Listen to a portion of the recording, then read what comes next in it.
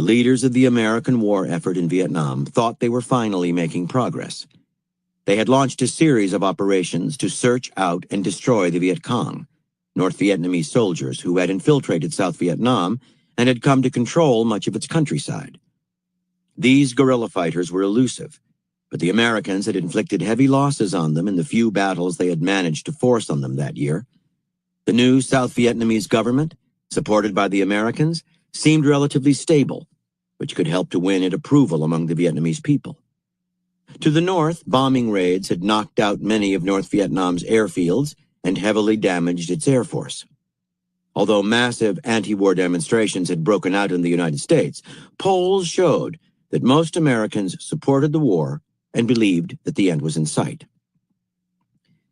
Since the Viet Cong and the North Vietnamese army had proved rather ineffective in head-to-head battle against the might of American firepower and technology, the strategy was to somehow lure them into a major engagement.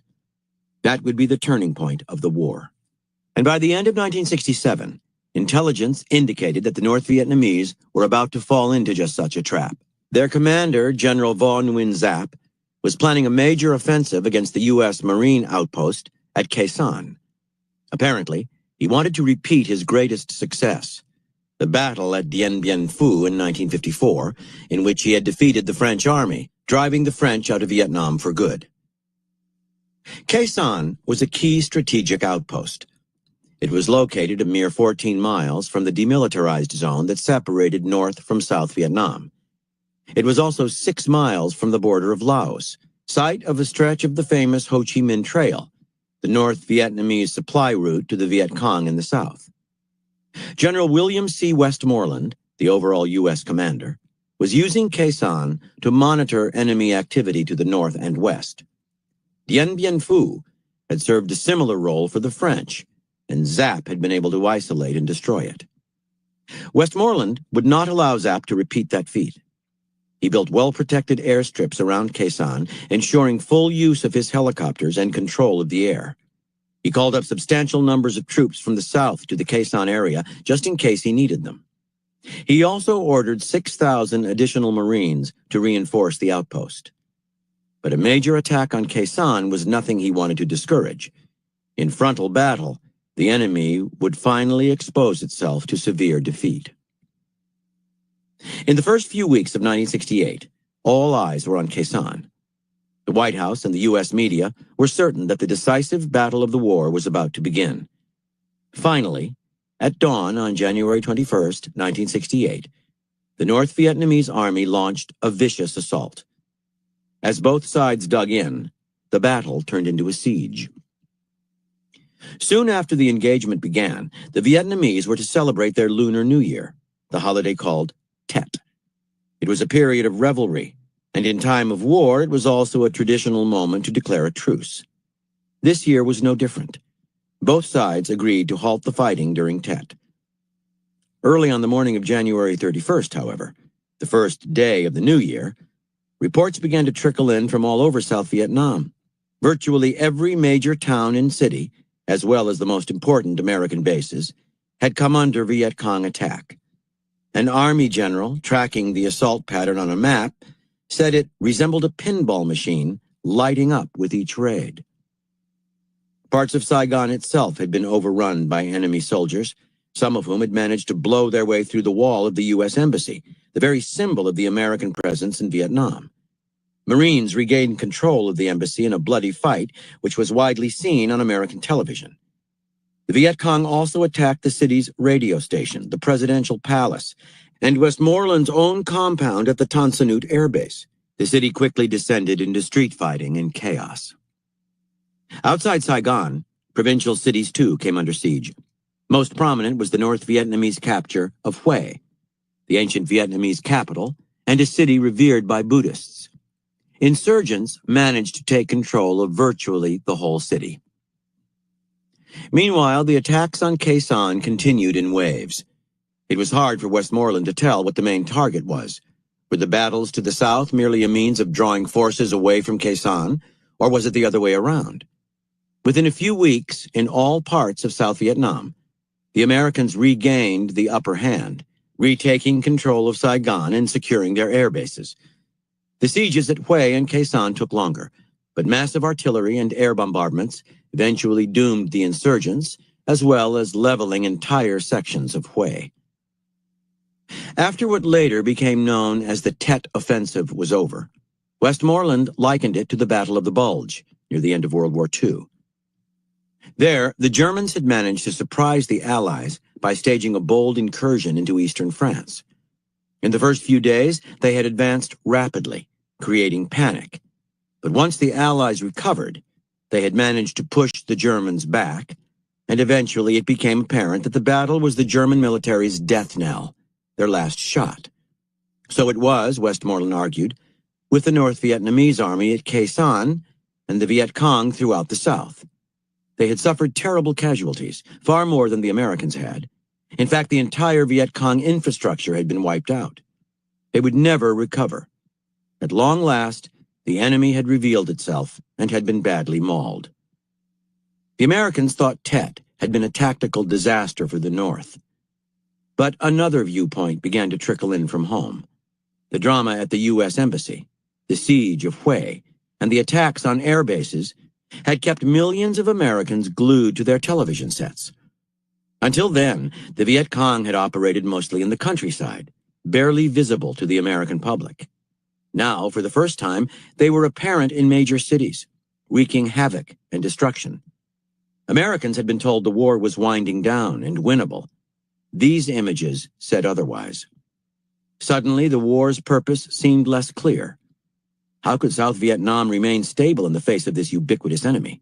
How could the Americans ever claim a clear victory? There was really no end in sight. American opinion polls tracked a sharp turn against the war. Anti-war demonstrations broke out all over the country. President Lyndon Johnson's military advisors, who had been telling him that South Vietnam was coming under control, now confessed that they were no longer so optimistic. In the New Hampshire Democratic primary that March, Johnson was stunned by his defeat by Senator Eugene McCarthy, who had galvanized the growing anti-war sentiment. Shortly thereafter, Johnson announced that he would not run for re-election in the upcoming presidential race and that he would slowly disengage American forces from Vietnam. The Tet Offensive was indeed the turning point in the Vietnam War, but not in the direction that Westmoreland and his staff had foreseen. Interpretation. For the American strategists, the success of the war depended mostly on the military. By using their army and superior weaponry to kill as many Viet Cong as possible and gain control of the countryside, they would ensure the stability of the South Vietnamese government. Once the South was strong enough, North Vietnam would give up the fight. The North Vietnamese saw the war very differently. By nature and practice, they viewed conflict in much broader terms. They looked at the political situation in the South, where American search and destroy missions were alienating South Vietnamese peasants. The North Vietnamese, meanwhile, did everything they could to win the peasants over and earned for themselves an army of millions of silent sympathizers. How could the South be secure when the Americans had failed to capture the hearts and minds of the Vietnamese farmers? The North Vietnamese also looked to the American political scene, where in 1968 there was to be a presidential election. And they looked at American culture, where support for the war was wide but not deep. The Vietnam War was the first televised war in history. The military was trying to control information about the war, but the images on television spoke for themselves. On and on the North Vietnamese went, continually broadening their, and out of this study, they crafted their most brilliant strategy, the Tet Offensive. Using their army of peasant sympathizers in the South, they were able to infiltrate every part of the country, smuggling in arms and supplies under the cover of the Tet holiday. The targets they hit were not only military, but televisual. Their attacks in Saigon, base of most of the American media, including the CBS newsman Walter Cronkite, visiting at the time, were spectacular. Hue and Khe Sanh were also places heavily covered by American reporters. They also struck symbolic locations, embassies, palaces. On television, All this would create the dramatic and deceptive impression that the Viet Cong were everywhere, while American bombing raids and pacification programs had gotten nowhere. In effect, the goal of the Tet Offensive was not a military target, but the American public in front of its televisions. Once Americans lost faith, and in an election year, the war was doomed. The North Vietnamese did not have to win a single pitched battle on the field, and in fact, they never did. But by extending their vision beyond the battlefield to politics and culture, they won the war.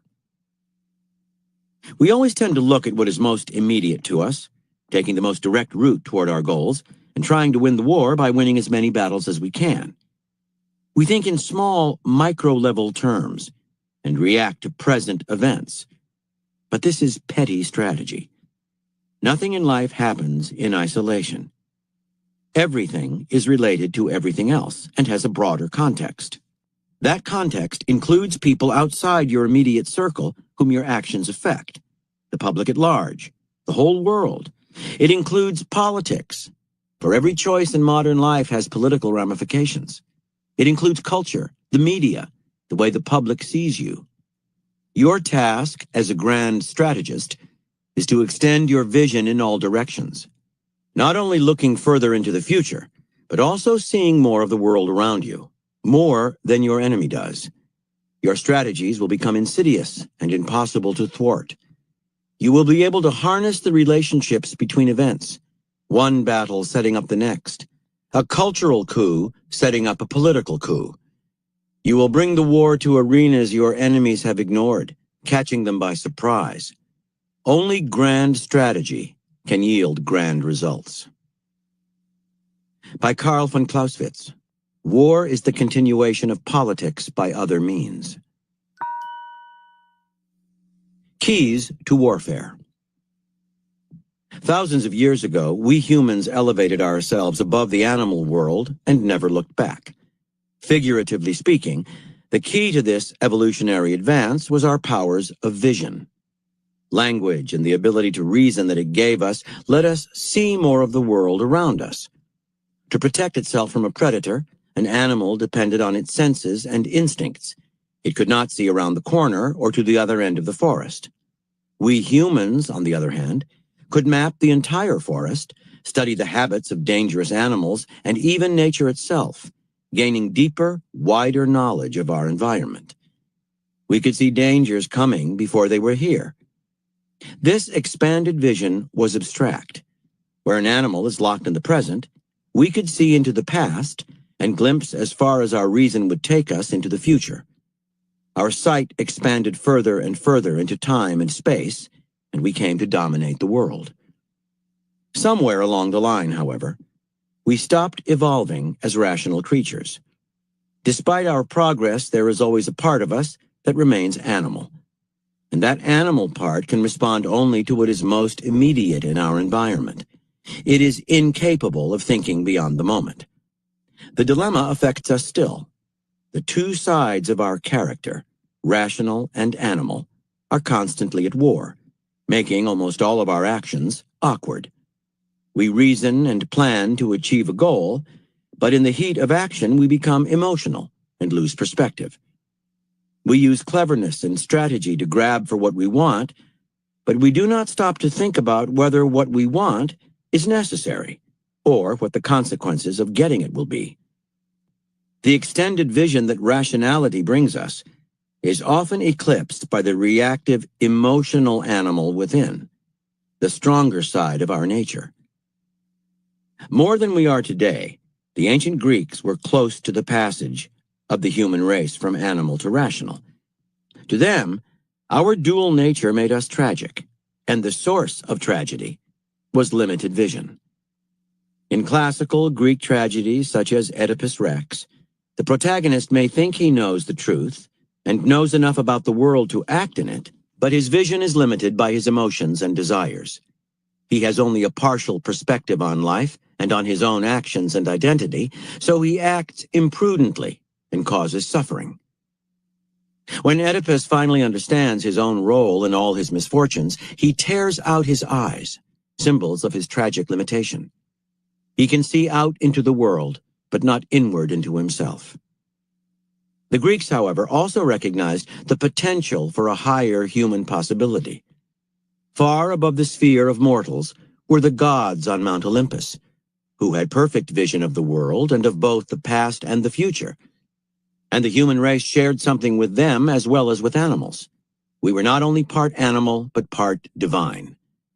Furthermore, those able to see further than others, to control their animal nature and think before they acted, were humans of the most deeply human kind, the ones best able to use the reasoning powers that separate us from animals.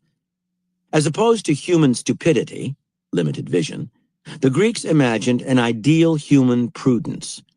Its symbol was Odysseus, who always thought before he acted. Having visited Hades, the land of the dead, he was in touch with ancestral history and the past, and he was always curious, eager for knowledge, and able to view human actions, his own and other people's, with a dispassionate eye, considering their long-term consequences. In other words, like the gods, if to a lesser extent, he had the skill of looking into the future. The consummate realist, the man of vision, Odysseus was a character in the epic poetry of Homer, but there were also historical versions of the ideal. The political figure and military leader Themistocles, for example, and Alexander the Great, raised to heights of combined intellect and action by Aristotle. The prudent man might seem cold, his rationality sucking pleasure out of life. Not so. Like the pleasure-loving gods on Mount Olympus, he has the perspective, the calm detachment, the ability to laugh that come with true vision, which gives everything he does a quality of lightness. These traits comprising what Nietzsche calls the Apollonian ideal. Only people who can't see past their noses make things heavy.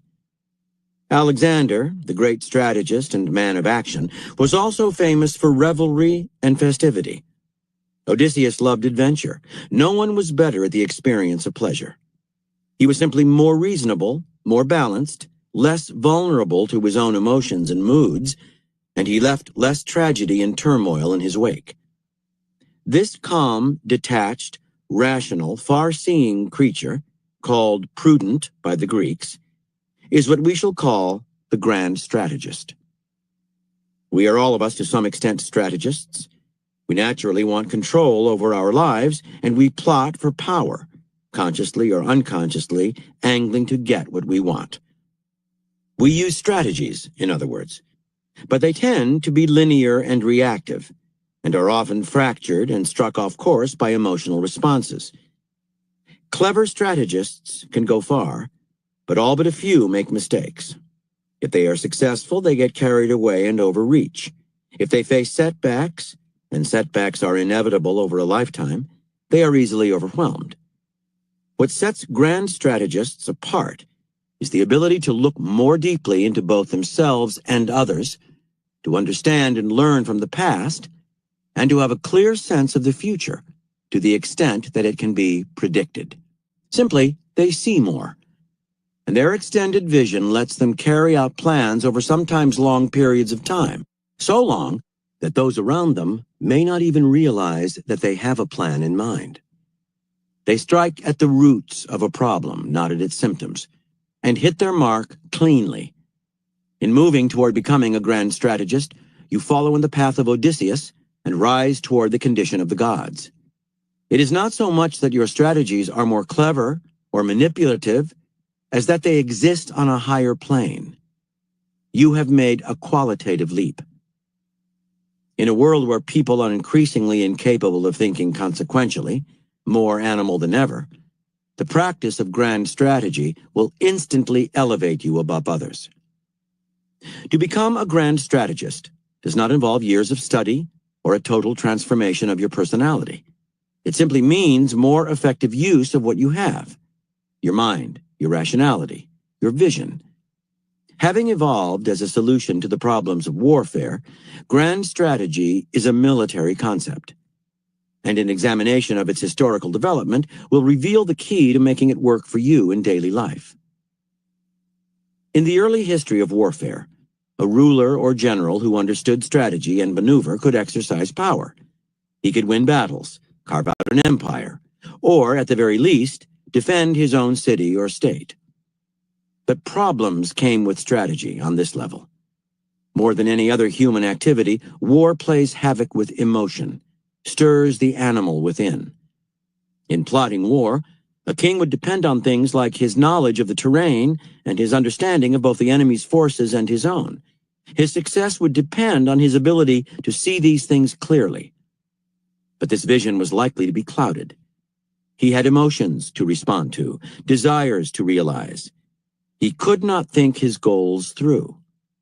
Wanting to win, he would underestimate the enemy's strength or overestimate his own. When Xerxes of Persia invaded Greece in 480 BC, he thought he had a perfectly rational plan. There was much he had not taken into account, and disaster followed. Other rulers actually won their battles, only to grow drunk on victory and not know when to stop, stirring up implacable hatred, distrust, and the desire for revenge all around them, culminating in war on several fronts and total defeat. As in the destruction of the warlike Assyrian Empire, its capital of Nineveh eternally buried in the sand. In cases like that, victory in battle brought only danger, exposing the conqueror to ruinous cycles of attack and counterattack. In ancient times, strategists and historians from Sun Tzu to Thucydides became conscious of this recurring self-destructive pattern in warfare and began to work out more rational ways to fight. The first step was to think beyond the immediate battle. Supposing you won victory, where would it leave you? Better off or worse? To answer that question, the logical step was to think ahead, to the third and fourth battles on, which connected like links in a chain. The result was the concept of the campaign, in which the strategist sets a realistic goal and plots several steps ahead to get there. Individual battles matter only in the way they set up the next ones down the line. An army can even deliberately lose a battle as part of a long-term plan. The victory that matters is that of the overall campaign, and everything is subordinated to that goal. This kind of strategy represented a qualitative advance. Think of chess, where the Grand Master, instead of focusing only on the move at hand and making it solely in reaction to what the other player has just done, must visualize the entire chessboard deep into the future, crafting an overall strategy, using the moves of the pawns now to set up those of the more powerful pieces later on. Thinking in terms of the campaign gave strategy a new depth. The strategist used more and more of the map. War on this level required that the strategist think deeply in all directions before launching the campaign. He had to know the world. The enemy was just one part of the picture. The strategist also had to anticipate the reactions of allies and neighboring states. Any missteps with them, and the entire plan could unravel. He had to imagine the peace after the war. He had to know what his army was capable of over time and ask no more of it than that. He had to be realistic. His mind had to expand to meet the complexities of the task, and all this before a single blow was exchanged. Yet strategic thinking on this level yielded limitless benefits.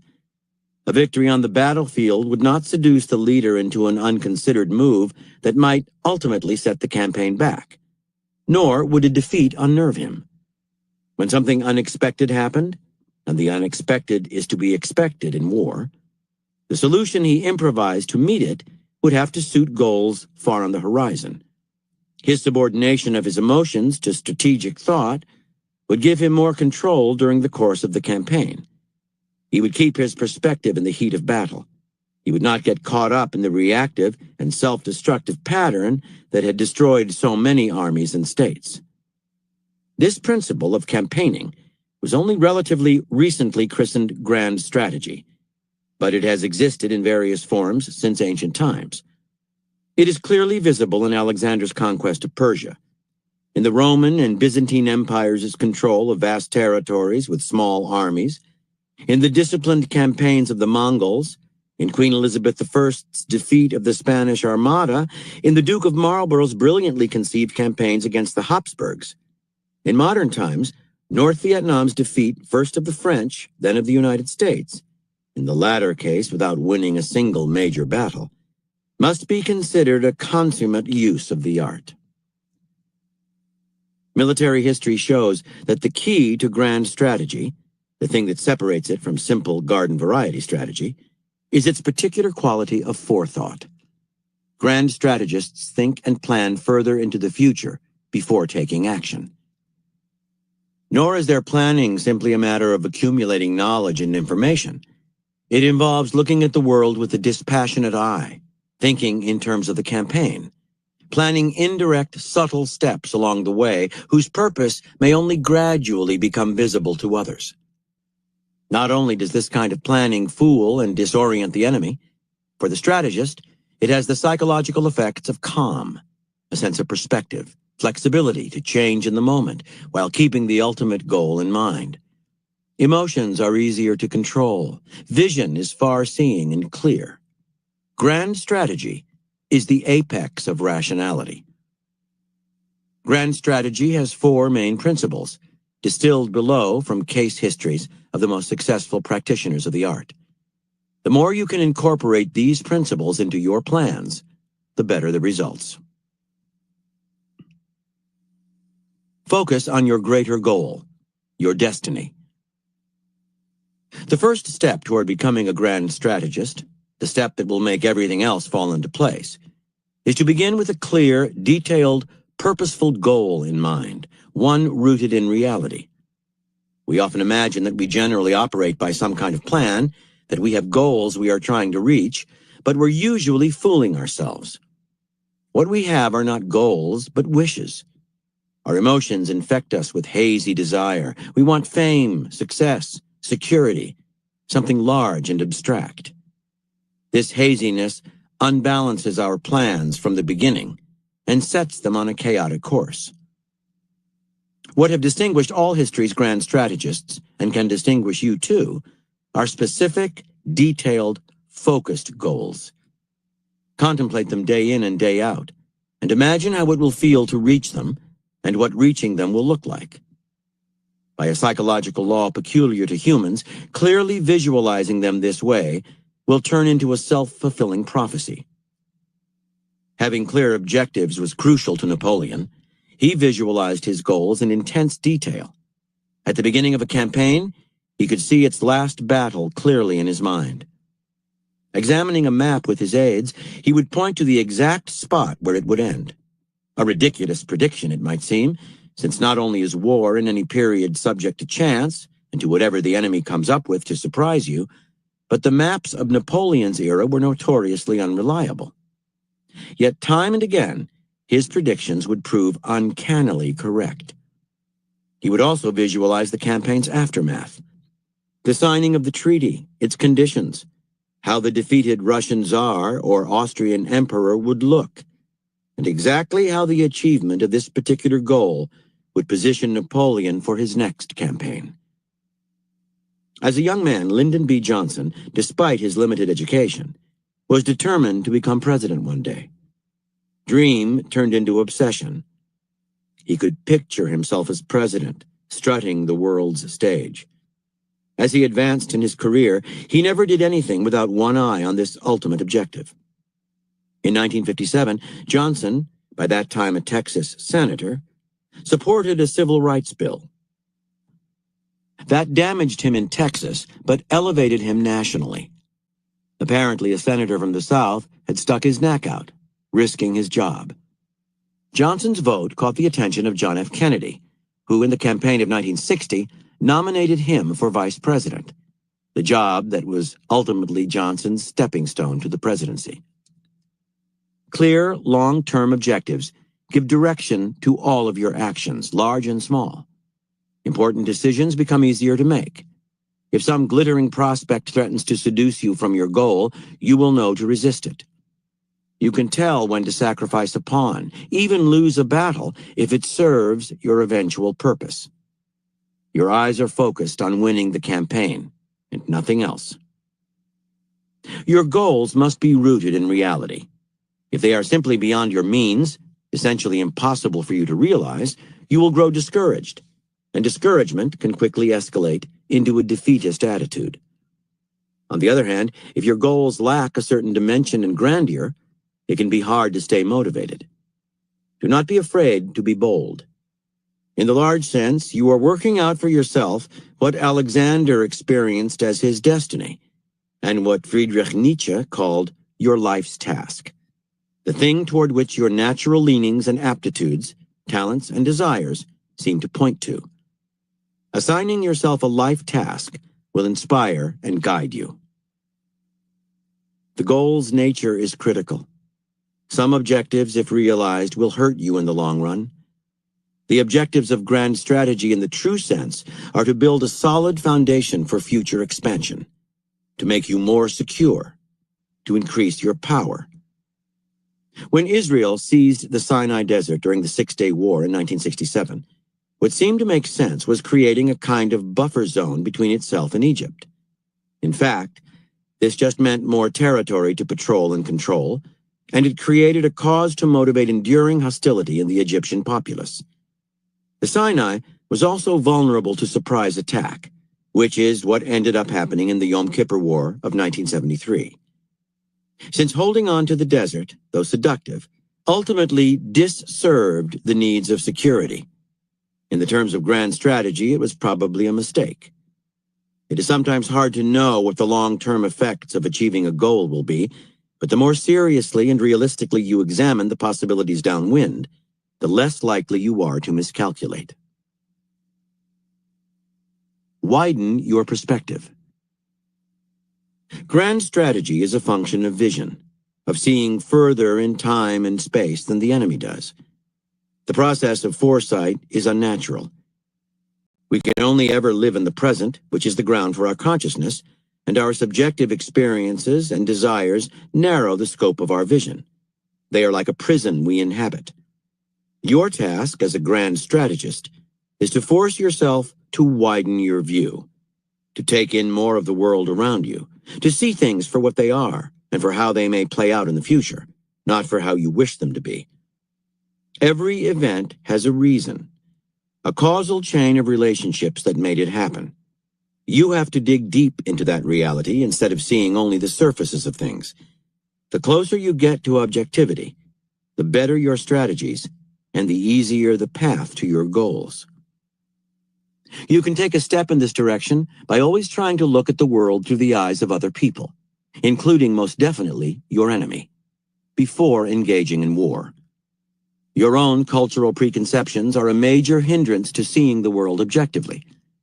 Looking through other people's eyes is not a question of political correctness or of some soft, hazy sensitivity. It makes your strategies more effective. During the Vietnam War, the North Vietnamese intensely studied the American cultural scene. They looked for shifts in public opinion and strained to understand the U.S. political system and the social effects of television. American strategists, on the other hand, revealed an absolutely minimal understanding of the alien cultures of Vietnam. Whether the South Vietnamese culture they were supporting or the North Vietnamese culture they were trying to fight. Blinded by their obsession with stopping the spread of communism, they failed to note the far deeper influences of culture and religion on the North Vietnamese way of fighting. Theirs was a grand strategic blunder of the highest order. Grand strategists keep sensitive antennae attuned to the politics of any situation. Politics is the art of promoting and protecting your own interests. You might think it was largely a question of parties and factions, but every individual is, among other things, a political creature seeking to secure his or her own position. Your behavior in the world always has political consequences in that the people around you will analyze it in terms of whether it helps or harms them. To win the battle at the cost of alienating potential allies or creating intractable enemies is never wise. Taking politics into account, you must figure out your grand strategy with a mind to gaining support from other people, to creating and strengthening a base. In the Roman Civil War in 49 BC, Julius Caesar faced off against Pompey, who was then the more experienced military man. Caesar gained the edge by planning his maneuvers with an eye to their effect on public opinion in Rome. Lacking support in the Senate, he built support among the general public. Caesar was a brilliant political animal, and what made him so was his grasp of the public psyche. He understood their self-interest and shaped his strategies accordingly. Being political means understanding people, seeing through their eyes. Sever the roots.